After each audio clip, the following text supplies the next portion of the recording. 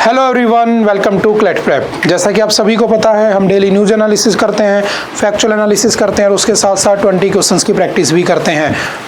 तो चलिए उसी सीक्वेंस को कंटिन्यू करते हैं। आज कौन सा दिन है? तो आज है 13 नवंबर 2025 और आज के क्वेश्चंस को देखते हैं। सबसे पहला क्वेश्चन आपके सामने है, which countries participated in the Malabar naval exercise conducted from November 10 to 18 2025, यानी कि अभी जो एक्सरसाइज चल रही है, जो 10 से 18 नवंबर तक चल रही है, उसमें कौन कौन सी कंट्री हैं? तो याद रखना 4 कंट्री हैं। कौन कौन सी?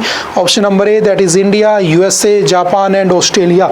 ये चारों कंट्रीज किस में पार्टिसिपेट कर रही हैं? आपकी मालाबार नेवल एक्सरसाइज, जो कि ग्वाम वेस्ट पैसिफिक में हो रही है।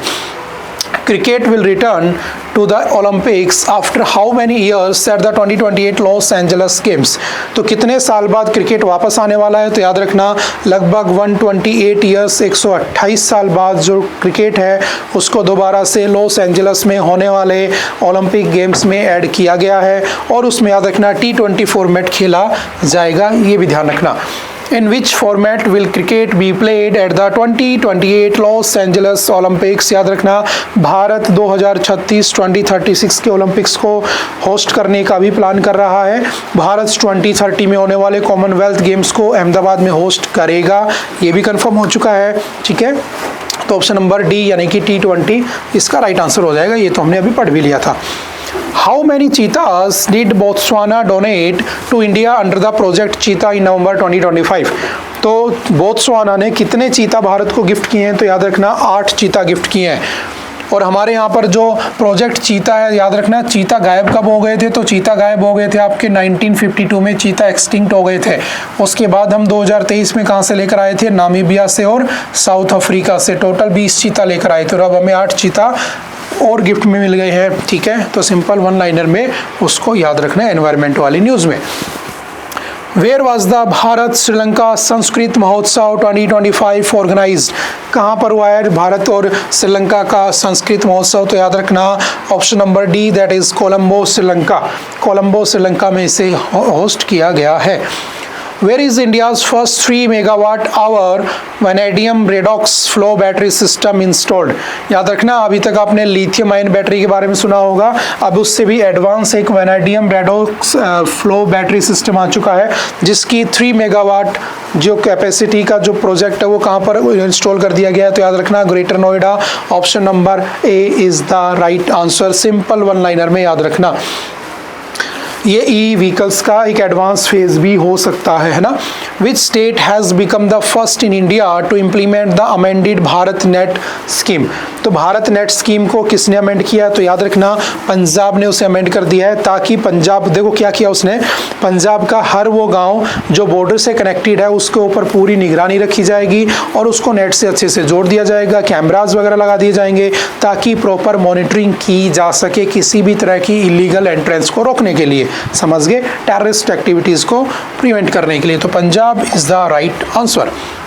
नेक्स्ट है, which ministry in India has released draft guidelines for the labelling of AI generated content in 2025?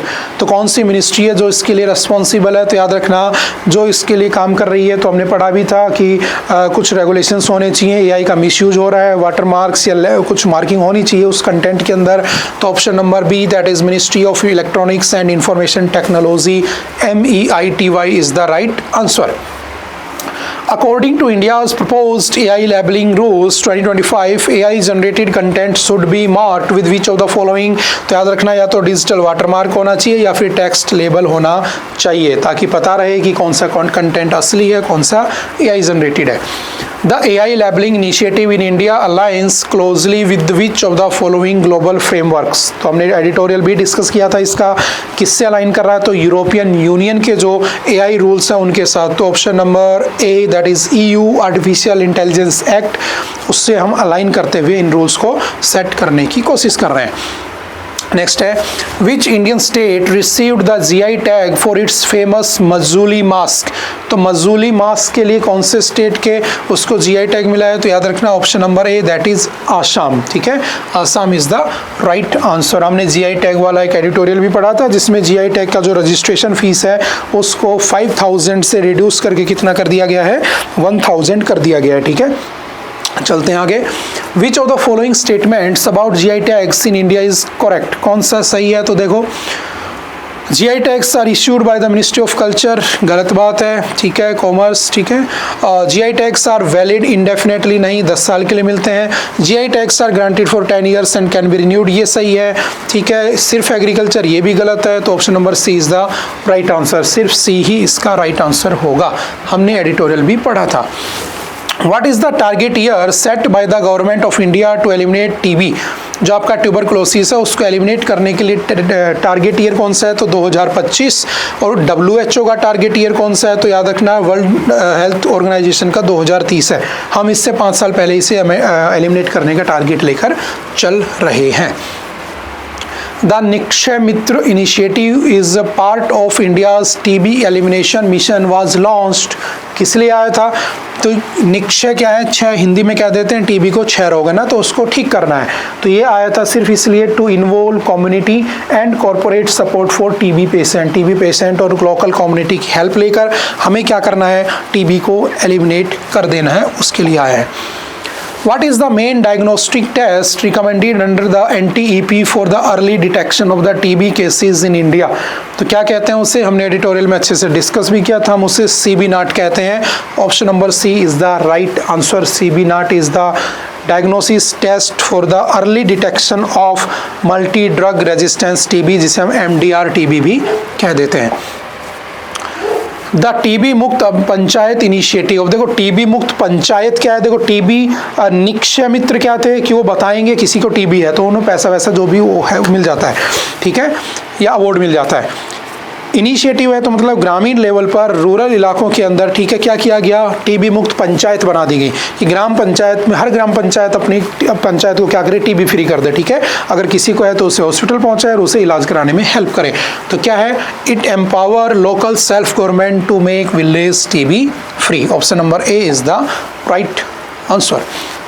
Which organisation release the consumer price index, ये भी हमने डिस्कस किया था कि जो रिटेल इन्फ्लेशन ऑफ 0.27% हो गया था, ठीक है, तो कौन सी मिनिस्ट्री है जो इससे रिलीज करती है? तो NSO, नेशनल स्टैटिस्टिकल ऑफिस जो डिपार्टमेंट है NSO, वो इससे रिलीज करता है। होलसेल प्राइस इंडेक्स क्या होता है? जब हम होलसेल लेवल के ऊपर क्या करते हैं? हम इन्फ्लेशन डिफ्लेशन को मेजर करने की कोशिश करते हैं। तो कह रहा है कि कंपाइल कौन करता है, रिजल्ट कौन लाता है, कौन पब्लिश करता है? तो याद रखना option number A, office of the economic adviser DPIIT is the right answer, ठीक है, हमने पढ़ लिया था इसको न्यूज़ के अंदर। Which of the following correctly represent the base year for the both CPI and WPI? तो CPI का बेस ईयर याद रखना 2012 और WPI का बेस ईयर आपका 2011-12। तो option number B is the right answer. इनके बेस ईयर चेंज करने की बातें हो रही थी बट हुआ नहीं है, जब होगा हम इसे पढ़ लेंगे। चलते next. What is the inflation target CPI base set by the Reserve Bank of India and Government of India? तो आपने पढ़ा होगा MPC मॉनेटरी पॉलिसी कमेटी, इसने कितना सेट कर रखा था? 4+-2 यानी कि 2 से लेकर 6 के बीच में, ठीक है, जो कि उर्जित पटेल कमेटी की रिकमेंडेशन के बाद आया था। उर्जित पटेल जी ने 2014 में रिकमेंडेशन दी, देन फिर 2015 में MPC बनाने की बातें हुई, देन 2016 में RBI एक्ट में अमेंडमेंट किया गया और MPC को इंट्रोड्यूस किया गया। तो option number B that is 4+-2 is the right answer, simple सा याद रखना। चलते नेक्स्ट। ओके, आई थिंक आज के लिए इतना ही था। आई होप कि आपको बातें समझ में आई होंगी। फिर भी अगर किसी तरह का कोई डाउट रहता है तो आप एनी टाइम आकर मिल सकते हैं, पूछ सकते हैं, अपने डाउट को क्लियर कर सकते हैं। ओके, बाय बाय, मिलते हैं फिर दोबारा किसी नेक्स्ट लेक्चर में। Okay, thank you, have a nice day.